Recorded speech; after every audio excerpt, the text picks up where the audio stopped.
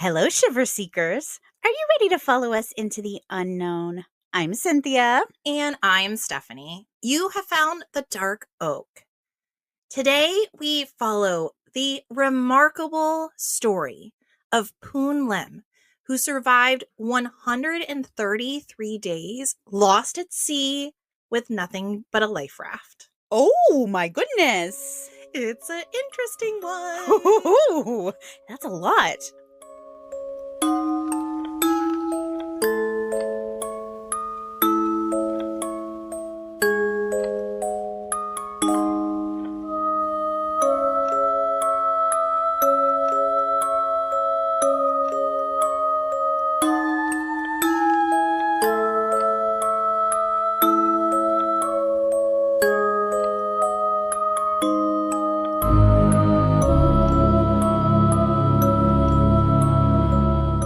Welcome to the Dark Oak, the mystery podcast with purpose. Each month, through our charity, the Branch of Hope Foundation, we give a portion of our earnings from our Patreon and our sponsors to a non-profit related to the first episode of the month. To find out more, head over to our website, thedarkoak.com, check out our Instagram, The Dark Oak Podcast, or stay until the end of the episode to hear all the details. Well, hello, guys, and welcome to a bonus episode. It's a bonus. And we are putting out 9 bonus episodes. That's 2 episodes every week in April and May. That's our weekly episode and a bonus episode. So 9 bonus episodes, all as a thank you for getting us to 100 episodes. A celebration of 100. I cannot believe we're here. So we're about to celebrate our 100th episode on April 25th. And if you would like to be entered in that giveaway that we're going to be doing when we go live on our main Facebook page on April 25th, all you have to do is follow us on Instagram at the Dark Oak Podcast, leave a comment on any of our Instagram posts, and leave us a 5-star review on Apple Podcast or Spotify. When you've done those 3 things, send us a message over on Instagram. Let us know you've done them. We will enter you in the drawing. And Stephanie, tell them what they could win. Yes, there's a post. You can go see it on our Instagram account. But we have the most adorable and delicious smelling candles. But on the outside of the candle, it simply says, smells like chloroform. Very on brand. And of course, in tiny letters, it says, just kidding, it smells like lavender and vanilla. But it is adorable and so on point for true crime. And then we also have these adorable little, I guess they're cosmetic bags, but you could use them for anything. Little trinket bags, little pencil bags, things to keep in your car. And we have, of course, dark oak themed. So if you want to be entered in our giveaway, do those 3 things. All you got to do, you got to follow us on Instagram, leave a comment on Instagram, give us a 5-star review on Apple Podcast or Spotify, and send us a note. Let us know you did it. On April 25th, we're going to go on live on Facebook, and we are going to select our winners, multiple winners. We're going to see how the merch goes, but I think we're going to have as many as 5 winners. So guys, you have a pretty good shot. Can I enter, Stephanie?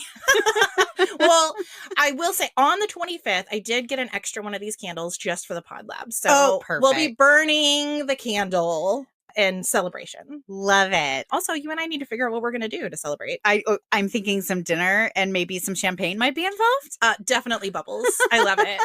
But this has been such a treat for us to be able to give back to you guys these extra 9 episodes. Yeah, super exciting. Thanks for sticking around, you guys. It's been amazing. And hey, we got a great library of episodes for you. So go back and listen to any that you've missed. Yeah. And then we have more episodes on our Patreon too that aren't even counted in our numbers. That's right. Go check it out.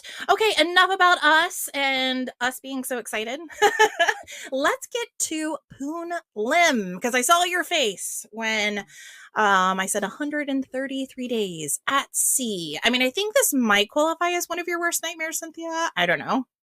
It does sound very nightmarish. Yes, I think so. I would, you know what I'd be thinking about the whole time? I would just be thinking a giant creature from the bottom of the ocean is going to come up and swallow me whole the whole time.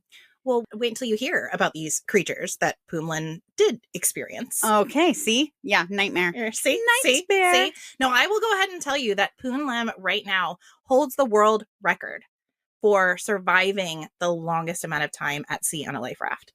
So this guy, living legend. That's amazing. All right, I cannot wait to hear the details. All right.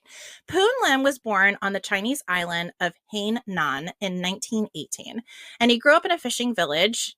And when he was just 10 years old, his family moved to Malaysia, where he continued to work in the fishing industry. So this is probably going to help him later in life, if you will. I would imagine that if all that is available to you to eat is fish, it might help to have a background in fishing. I feel like God was already preparing him for his mission ahead. Now, Lim's quiet life began to change in 1913 as Japan aggressively began to invade China, resulting in the bloody Second Sino-Japanese War in 1937. Now, I know that my husband, Barton, and I are big World War II fans. I'm not going to assume that you know as much as we may know about World War II, though. I wouldn't assume that. I will tell you, history was never up there for me. All right. Well, I'm going to kind of keep you up to speed as we go by not only describing some of Poon Lim's life, but also let you know what was happening, in the world at this time. Now, Lim's father decided it would be better for Lim to leave rather than face the Chinese army drafting him to fight against the Japanese forces, because at this time, the Japanese were pretty brutal. It's not the Japan that we know now. I mean, these were the kamikazes, and these were warriors in a pretty brutal sense of the word. This wasn't moshi, right. which we love. Now, Japan is such a place of light and happiness and technology. And anyway, it was just a very different time. Right. I don't know the exact reason why Lim's father decided he would be better leaving his country's forces, but it was around the time of the Nanking Massacre, and I do wonder if that had something to do with it. Now, the Nanking Massacre became known as one of the most brutal of all war crimes. In late 1937, over a period of 6 weeks, Imperial Japanese Army forces brutally murdered hundreds of thousands of people in the Chinese capital of Nanking. And it included soldiers and civilians. These horrific events became known as, again, the Nanking Massacre, and most famously as the Rape of Nanking, as tens of thousands of women and girls were sexually assaulted during the raid. Nanking was left in ruins, and it would take decades for the city and its citizens to recover from the savage attack. So I imagine if you can spare your son from having to go into this, you're going to try to do it. Sure. So in order to escape the brutality of the Japanese, Lim enlisted in the British Merchant Navy to pursue a path as a cabin boy. He joined one of his brothers who was already serving in the same role. Although life at sea provided some distance from the suffering endured under Japanese occupation, Lim and other Asians encountered a horrible environment dominated by Europeans. Discrimination and physical abuse from their officers were daily experiences, and Lim was resistant to such terrible treatment, which caused him to leave the British Merchant Navy and relocate to Hong Kong, where he started a career as a mechanic. In 1937, though, the British, who were now embroiled in their own war with the Germans, desperately needed to attract more individuals to join the Navy. Because of this, they did implement improvements to working conditions aboard their ships, including the treatment of immigrant workers. Despite still receiving lower wages and fewer rights compared to their English counterparts, many thousands of Chinese seamen were recruited to serve aboard British Navy and merchant ships. I actually didn't know this part of history. It makes sense now, but I didn't realize this was a thing. As a matter of fact, Chinese men were so represented in the British Navy that the Chinese merchant seamen's pool of approximately 20,000 Chinese men was established in Liverpool. That's interesting. Yeah. Lim decided to look at his enlistment as an opportunity to escape from Hong Kong as the Japanese planned additional worsening strikes. And in 1942, Lim opted to serve as the second mess steward on the SS Ben Lomond, a British ship transporting supplies from Southeast Asia to Australia. While the British officers supervised the ship's operations, most crew members were Chinese. The SS Ben Lomond was generally slow and sluggish with a maximum speed capacity of approximately 12 knots. It also had scant weapons. Additionally, it traveled without an escort, meaning it was traveling away from any other friendly ships. That's terrifying. This is war, and it's awful. And this is disturbing. And these are people that are just trying to make a life, going away from brutality. It's like from the frying pan into the fire. Either way, this is the proverbial rock and hard place. Right, right. On the fateful day of November 23rd, the notorious German U-172 submarine orchestrated a devastating attack on the Ben Lomond, which was situated in the northern waters of Brazil. The Nazi U-boat unleashed 2 torpedoes upon the vessel, resulting in dire consequences. Amidst the chaos of the explosion, Lim, who happened to be in his cabin, swiftly reacted by equipping himself with a life jacket. Making his way to the boat station, Lim encountered 2 officers and a seaman who were struggling to launch one of the lifeboats. Together, they elevated the boat from its chocks and poised the lifeboat for launch. However, just before the men could board the lifeboat, an unfortunate turn of events unfolded as Lim was unexpectedly swept overboard. Oh, no. Miraculously, Lim was able to free himself from the underwater currents, but when he finally made it to the surface, he found only a few remnants of the sinking ship floating in the water. Where was the lifeboat, or did it go down with the ship? Well, Lim wasn't sure. He knew the Ben Lomond had succumbed to its fate, sinking in 2 minutes. 2 minutes after the impact of those torpedoes, the ship was gone. And most of those crew members on board who were caught off guard because they don't know a submarine is about to fire a torpedo, most of them perished along with the ship. They just went down with the ship. Well, it sounds like Lim only survived even this far because of his fast thinking and putting the life vest on.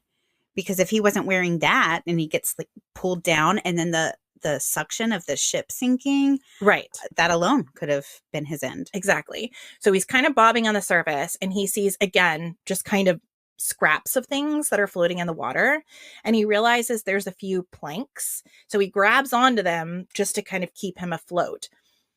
Now, he kind of moves from plank to plank, trying to find the most buoyant one, and he does this for a full 2 hours until finally the water's calm enough and he spots the 8-foot by 8-foot wooden raft.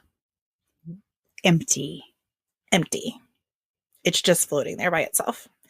So it really was at this point that he realized all of the 55 men he was serving with are now gone. Which... these are, I can only assume, his friends. I mean, he's become close to them. That would be just so hard, even if you didn't have relationships with these people. But then I can only assume they've been in such close quarters for, this period of time. They probably have bonded. I mean, just how awful. You're the literal lone survivor. And also alone.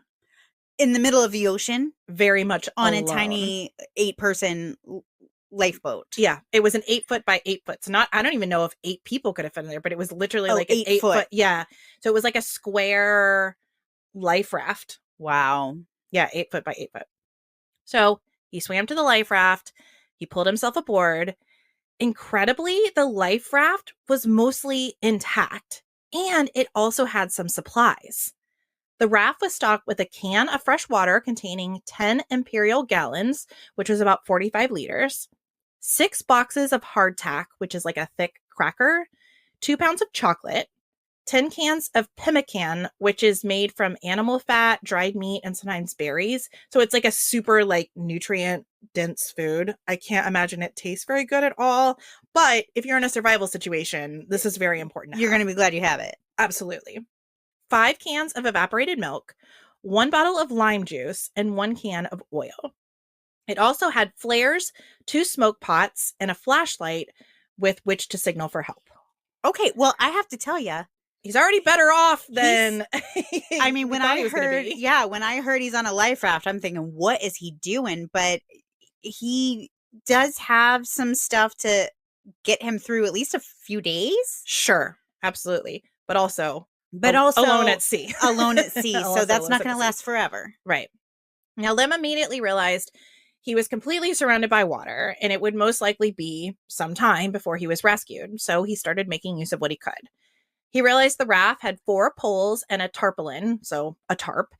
So Lem got to work making a canopy over his head. This canopy not only protected him from the sun, but it also allowed him to gather rainwater. Yes. Pretty smart. Lem had also lost all of his clothes except his shirt and vest. I'm not sure exactly how that happened. I'm not sure if things got pulled off when he was in the currents or exactly what happened. But he wound up making himself like a skirt from the burlap bag that the lime juice bottles were in. And at first, Lem obviously used the food supply he found aboard the life raft.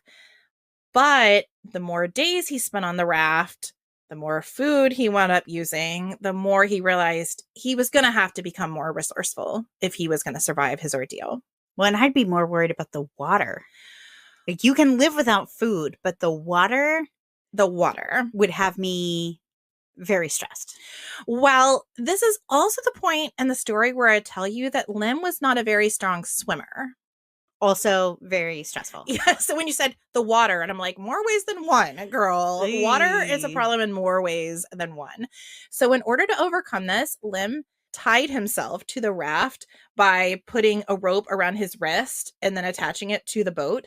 So everything I'm going to tell you from here on out, I want you to picture this guy all alone in this raft, also like tied to the raft in case he accidentally falls overboard so he doesn't drown.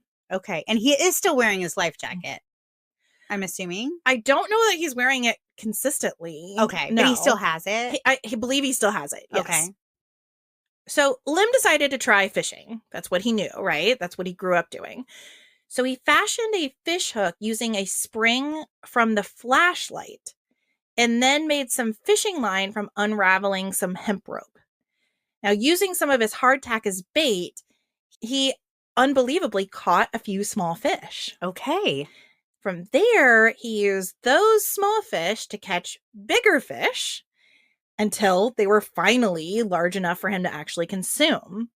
Now, once he realized this strategy could work, he made an even stronger fish hook by extracting a nail from one of the raft's boards. Incredibly, this kept him with a fairly steady stream of food. I mean, that makes sense. And Still, he has, you said flash pots? Smoke pots? Smoke pots. I'm assuming that's a way of cooking food? No, incredibly, those were like an old-timey smoke signal, if you will. Oh. So they were a way to signal for help. So like picture like somebody would make a fire, like a smoke signal. Okay. That's what those were. So he had the flares, 2 smoke pots, which basically just smoked Smoke like signal. heck. Okay. Yeah. But he's eating the fish raw. Okay. Yeah. Because I was thinking that's actually not a bad setup. I mean, you're eating cooked fish, but no, he's eating it raw. Well, and again, if you're going to eat any protein raw, fish would probably be my preference. I mean, I enjoy sushi. The idea of like biting into a whole fish doesn't excite me, but in this situation, what else are you going to do? Well, listen, we've already had the debate and the Ricky McGee survival story that's on our Patreon about whether we would rather have sun-dried frog legs or slimy leeches. Mm-hmm. So I don't know if we're going to have a debate about this too. Just in case anyone wants to know, I was on the side of crispy frog legs. Cynthia was on the side of slimy leeches. Oh, I'm not eating a frog, but... Well, I'm not eating a leech. So, we could survive together. Yes. We won't be fighting over food. Let's just say Don't that. touch my frog legs. Oh, don't worry. I won't. Now, Lim also used part of the pemmican can to create an improvised knife and repurposed an iron key from the water tank as a multi-purpose tool. He really is resourceful. I think the story is incredible. And listen, I know this doesn't necessarily fall under an exact mystery, but I do consider this miraculous and kind of unexplainable and unbelievable, which is why I'm covering it today. Yeah. I didn't even think twice about this isn't a mystery. Like, the thought never even occurred to me. It's not, I mean, it is like, how? How did he survive? Yeah. Now, eventually, birds started landing on his raft, lured in by the smell of fish. Oh. Astonishingly, Lim was able to capture these seagulls and use them for food. He used his improvised knife to open and clean the birds, and to preserve and flavor the meat, he soaked it in seawater to add salt and then dried it upon the raft's deck, eventually creating some kind of seagull jerky. Okay. I could eat that. Oh, but not the raw fish? I could do the raw fish. I'm still Okay. thinking about the frogs. No, let's stick on Lim's story. We're not talking about Ricky's story anymore. This is Lim's story. Yes. I'm just saying, like, okay, I could do jerky. Like, that's not horrible. But not frog jerky. I just don't like frogs. Like, it would look like a frog. That's my thing. I don't want to eat something that looks like what it was. Well, what does a leech look like? Just a thing. Oh, okay. Well, there we go. Doesn't there look like an animal to me. It doesn't look like an animal. Just looks like a thing. True. Does a leech have a face? I mean, it has like a mouth. Yeah, it just looks like a thing, like a thick noodle or something. A thick noodle. Or like some pasta. I don't know. Definitely not pasta. I don't know. A slimy, wet piece of pasta. But it doesn't look like a frog. Okay, fair enough. And listen, I don't want to eat any of these things. To clarify, I don't want to eat any of them. Right. So I would prefer to never be lost in the Australian outback or at sea. So yes, I'm with you. Let's just stick with that. Okay. Let's just stick with that plan. We can talk about it, but let's not actually do it. Because again, I feel like it's a miracle that either of them survived. And I don't know that I would be this lucky. So well, and it sounds honestly like it is more than luck. Of course, there's some luck involved, but no, it's a miracle. The resourcefulness, though, because I wouldn't know how to do that. I wouldn't know how to catch a fish or clean a bird. I mean, I guess you'd figure some of these things out, but no, and just to be able to handle the mental load of just being alone that many days, I think is incredible. And some of it is just luck. Right. Like, what if you were drifting in a place where there were no fish, or you weren't close enough that seagulls could come, or what if a huge storm came? Well, that's what I was thinking. Even when you said, he was able to collect rainwater, I'm thinking, how terrifying would it be to be at night in the middle of the ocean in the middle of a storm? And this is the part where I also tell you that Lim was followed relentlessly by circling sharks. Oh, no. Now it is a real nightmare. I thought you were going to say something wonderful, like some whales. No. And I was like, okay, I would be fine with like some whales, but no, sharks. Sharks. Circling. They smell the food. Yeah. I guess. And probably the blood if he's cleaning. Yep. He's attracting them. Yep. And also, as it happened around this time, there had been no rainstorms. Oh. So Lim was dying of dehydration. So he was looking down at these sharks that had presented just an ominous feeling this entire time. And he knows he's going to die of thirst. And he just says, screw it. I'm going to catch a shark. So I have literally put in my notes here a death stupor, because I don't know what else you call it. You're like, you know what? What do I have to lose? Right. What do I have to lose? You guys won't leave me alone. So it'll be better than dying of thirst. Exactly. So I have here, Lim decided that he would no longer be subject to threats from the shark, but instead he would become the dangerous one. I love it. So Lim decided he was going to hunt these sharks. He said, I'm no longer going to be the hunted. I'm going to be the hunter.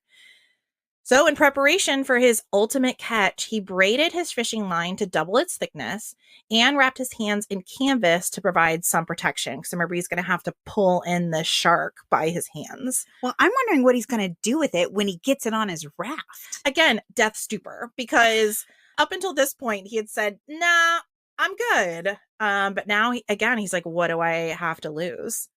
So using the remnants of the captured birds as bait, Lim waited patiently as the circle of sharks grew closer. And then, shark on the line. The shark put up quite a fight, but Lim was able to wrestle him into the heaving wooden raft. But the fight was not over, because as soon as Lim and the shark were face to face, the shark began to attack Lim. Yes. Exactly what you're worried about. Yes. They're not going to just go quietly. No. Unwilling to relent, Lim beat the shark about the head with a water container until finally the shark's body went limp. Thinking quickly, Lim opened the body of the shark, found its liver full of blood, and Lim drank from the shark's liver, which gave him enough hydration to make it to another day. Wow. Is that determination? It's determination. It's all the things. I will tell you what, it's also something that if you put it in a movie, I'd be like, they took it a little too far. Like, yeah, that's not very realistic. But here it is. It's amazing. In this part, I'm just like, again, if it was in a movie, I'd be like, oh, right. I don't know. But after that, he cut off the shark fin. Okay. And that night, he ate shark fin, which was a delicacy back in his birthplace of Hainan. It absolutely is. So what a triumph. Truly unbelievable. I'm like getting chills. It's wild. And also, don't eat shark fin. It's very cruel. We are not condoning shark fin soup. In his situation, it's okay. Qualified. But don't eat shark fin soup. For the rest of us, don't eat shark fin soup. It's not good. No, it's very cruel. Stop doing it. But Lim is allowed. Yes. All right, I'm going to talk about Lim's rescue because believe it or not, I find this the most mind-blowing part of the entire story. While floating at sea, Lim was passed by multiple cargo ships. Multiple ships passed by Lim. They all saw him. No. They all saw him. I thought you were going to say they didn't see him. Nope, all saw him. Nobody picked him up. As a matter of fact, after they heard Lim calling, many of them just waved and laughed as they went by. No. Mind blown. It was concluded that these ships may have seen that he was Asian and assumed that he was a Japanese sailor and therefore not someone that they would want to rescue. Oh my gosh. Which I kind of get, but at the same time, even if he is Japanese, like, one man is not a threat. I don't know. War. Just freaking war. I guess I can see if you're at war with a country and then, but where's the humanity? Awful. Where's the humanity? That's kind of how I feel. So I'm not going to judge what they did or did not do because I kind of am. I'm judging a little bit. I am. Well, listen to this part then and see if this maybe changes your mind. It was rumored at the time that German U-boats would set up a faux survivor on a raft as like a trap to get rescuing ships to stop, and then they would fire upon the ship. Okay, that does change things. It does. Now, this was never confirmed, but it was a ready fear. So many captains wouldn't risk their entire crew of men to possibly save one man. Okay, knowing that this is actually like a thing they set up, that does change. I would have a hard time. Hard time. Yes. But if this, like, I say that, but then if there was somebody on the side of the street needing help, I'm probably not going to pick them up in my car. Now, I will get help for them. I will call 911. I will do what I need to do. If somebody shows up on my door bloody and screaming for help, I'm not opening the door to them. So maybe it's the same thing. Well, and think even about it, like, is now double that and say, what if you have your kids in the car? So if you're the captain and you're responsible for the lives of all the souls upon your ship, think about it. In your car, you have your children in the car. Not only are you probably not going to allow just a stranger in your car, you're definitely not going to allow them in with your kids in the car. Right. So when I look at it from that perspective, okay, that changes things. I don't know. Is there nobody they could have called for help? I guess not. It's a war. Who are you going to call? I don't know. Everybody is literally trying to save their own skin at this point. Yeah, but man, that'd be rough. And if it was perceived that he was Japanese, I mean, what are they going to call the enemy and be like, oh, by the way, there's a guy out in the water. Right. I And don't know. it's just so, again, freaking war. Like, there's no right answer here. And I don't want to condemn anyone, but it's tough. I feel like this is really tough. And the way I look at it, because again, I'm trying to like get my mind into, Lim, like what would I feel like if I was Lim? I would feel like, how do you keep up your will to live when you're constantly being passed by ships that not only ignore you, but mock you? Right. How do you just ignore that and say, it's okay, I'm just going to keep surviving? Because almost what's the point to keep trying? Nobody's going to help you. What are the odds he's going to end up on land? Right. So it's either somebody helps you or you get really lucky and end up on land. The thing that would be, to me, almost the scariest is what if an enemy ship comes upon you? Right. Right. Now, he is only one man. I mean, if you see one guy on a life raft, are you going to take him out?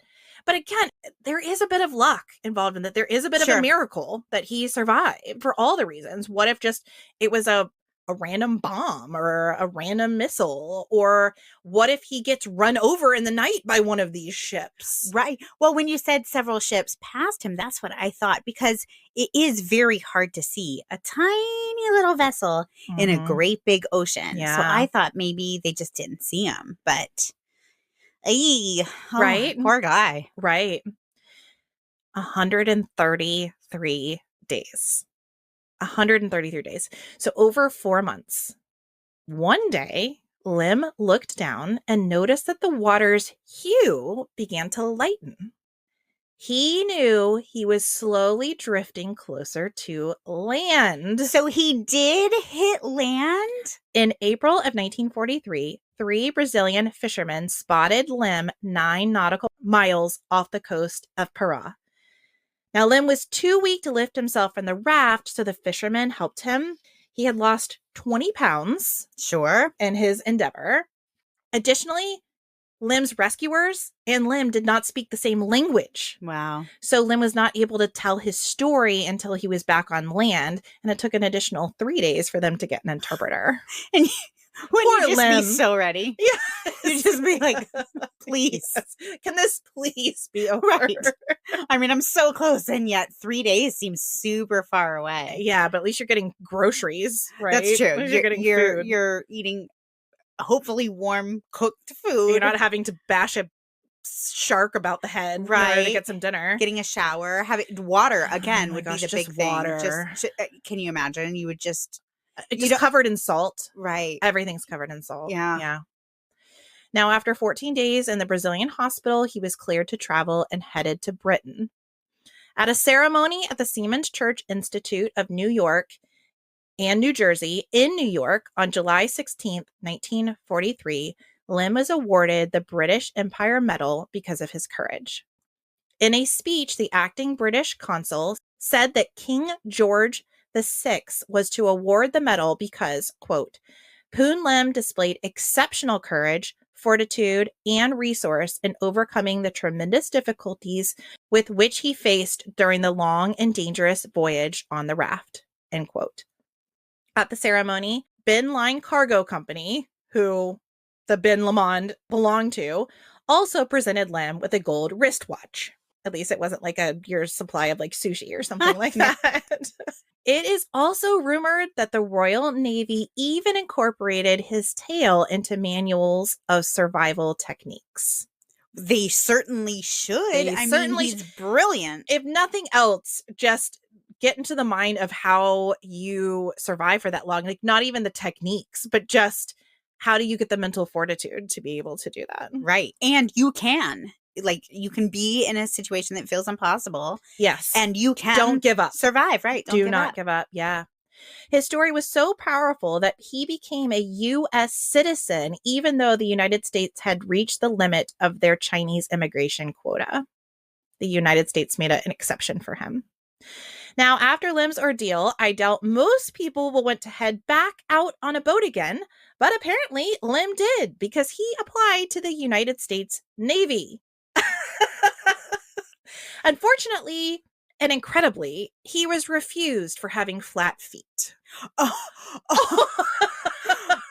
Okay. So- Which I cannot imagine anything more outrageous. Oh, wow. I mean, can you imagine anything more outrageous? Sorry. You would probably be a liability to the U.S. Navy because of those flat feet. You know, we think you'd just slow us down and not be able to perform. Exactly. Do you really have what it takes? Oh my gosh, isn't that the most asinine thing you've ever heard of? I will tell you, I am not someone who's ever really been interested in joining the military or anything of that nature, but don't some of these requirements seem a little antiquated? A lot of them are outdated. I think the flat foot thing is actually gone now, and I think they do allow for some corrective devices like glasses and things like that. But I know for more specialized things, like Barton talks about it a lot, like for pilots and things like that, you have to be spot on.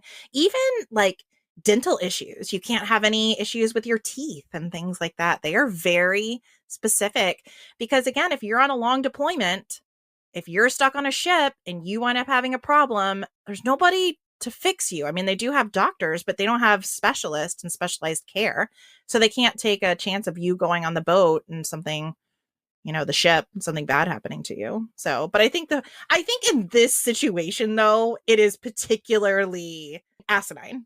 That's the word you use. There's no other word. There's no other word for it. It's asinine. I totally agree with you. I even put in here in my notes, I was like, you would think a man who survived being a castaway for 133 days would be an exception to the rule, but what do I know? If we do it for you, we'll have to do it for everybody. Exactly. Now, Lim went on to marry the daughter of one of his former shipmates aboard the SS Tanda. Together, they had 3 daughters and a son.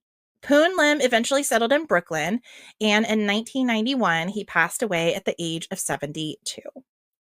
He currently holds the world record for the longest time for a single person to survive being lost at sea in a life raft. In an interview, he said that he hoped no one would have to break that record. That's what I was thinking. I was thinking that's one record that hopefully nobody ever is forced to break. Incredibly, though, I did a little bit more research, and there have been people who have since lived longer lost at sea. 3 Mexican sailors floated for 10 months from 2005 to 2006 in the Pacific Ocean in a disabled fishing boat. In a similar situation, Jose Salvador Alvarenga, a fisherman from El Salvador, was apparently lost for 439 days, again in his ship, floating from Mexico to the Marshall Islands. But as of the end of 2024, no one has broken Lim's record on a life raft. And that is Poon Lim's incredible, genuine story. He is a true survivor. It's very rare that we tell a story here that I walk away from like, oh, that was a nice story. See, this may be one of the few. Well, listen, when we put out a bunch of episodes, we can get into some of these more feel-good ones. This is so nice. I know, but unbelievable at the same time. No, wild. Yeah. I'm just thinking like, what would that feel like to literally look around and all you see is water? And he's very fortunate he had the tarp to make a shelter because that would have been you just bake. Right. Terrible. But just how lonely, you'd go crazy. I'm an introvert. I enjoy my quiet time, and that would be, you'd just be insane. You'd feel like you were going insane. And I think the addition of being passed by the ships and knowing you are literally floating in a sea that is at war, like all those things, I think would just be just too much. But the fact that he was able to go on and have a family and apply to be in the Navy again. Right. For me, I'd be like, you know what? I'm good, I think. I think I've done that enough. I probably don't need to go on any more boats, but maybe he truly loved it and just had this one situation. Or who knows? Maybe he was like, you know what? I survived this. The water isn't what's going to kill me.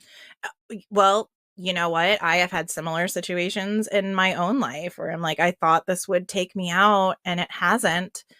So what else do you have in store for me, God? Right. Like, what is it, universe? What's coming next, you know? Yeah, that's a good story, though. I thank you for sharing that. I needed something happy. Well, listen, 100 episodes. It's a celebration. Something else happy. It's a celebration. Yeah. So, guys, make sure, like, share, 5-star, send us a message. We want to give you some awesome free stuff. We do. And we are so thankful that you've stuck around for 100 episodes. And we're excited to bring you 100 more. Now we're going to work on 200. Whoop, whoop, whoop. I know. All right, friends. Thank you so much, Shiver Seekers. Thanks for being here for us. Thanks for listening. Bye-bye. Bye.